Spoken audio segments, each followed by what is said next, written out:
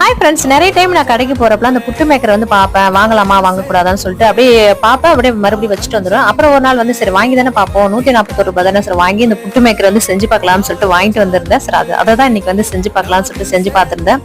First வந்து நம்ம அரிசி மாவு இருக்கு இல்லையா, அது கொஞ்சமா தண்ணி தெளிச்சுட்டு அதுக்கப்புறம் தேங்காய் பூ இதெல்லாம் வந்து நார்மலா நம்ம புட்டுக்கு எப்படி செய்வோமோ அதே மாதிரி செஞ்சுட்டு குக்கர்ல தண்ணி ஊத்திட்டு அந்த விசில் போடாம அந்த ஆவிலே வந்து பாத்தீங்கன்னா ரொம்ப நேரம் வைக்க தேவையில்ல, கொஞ்ச நேரம் வச்ச உடனே வெந்துடுது. நான் நிறைய வந்து நம்ம புட்டு செய்ய போனா இட்லி கொத்துல வந்து நம்ம துணி போட்டு அது மேல வந்து வைக்கணும். இது பாத்தீங்கன்னா ரொம்ப ஈஸியாவே இருக்கு. இந்த மாதிரி தான் வைக்கணும். கொஞ்ச நேரத்திலே வெந்துடுது, ரொம்ப நேரம்லாம் இல்ல. இந்த மாதிரி கொஞ்ச நேரத்துல வெந்த பிறகு பாத்தீங்கன்னா அதுல இருந்து ஆவி வருது. அதுக்கப்புறம் எடுத்து நம்ம கொட்டிக்க வேண்டியது. அதுக்கப்புறம் நம்ம தேங்காய் பூ வேணா போட்டு சேர்த்துட்டு சக்கரை போட்டு, நாட்டு சக்கரை இது வேணா போட்டு நம்ம ஏலக்காய் சேர்த்து சாப்பிட வேண்டியதுதான். அன்னைக்கு வாங்கிட்டு வந்து ஃபர்ஸ்ட் டைம் செய்யறோம், நல்லா வருமோ வராதான்னு சொல்லிட்டு கொஞ்சமா தான் செஞ்சிருந்தேன். அன்னைக்கு என்னவோ கொஞ்சமா செஞ்சதாலே என்ன தெரியல, டேஸ்ட் வந்து பாத்தீங்கன்னா சூப்பராவே இருந்தது. எங்களுக்கு பத்தவே இல்லை, அந்த அளவுக்கு நல்லா இருந்தது. இதோட ஃபுல் வீடியோ பாத்தீங்கன்னா நான் எடுத்திருக்கேன், சீக்கிரமா வந்து கொடுக்குறேன். எப்படி புட்டு மாவுக்கு நம்ம மாவு வந்து பேசணும்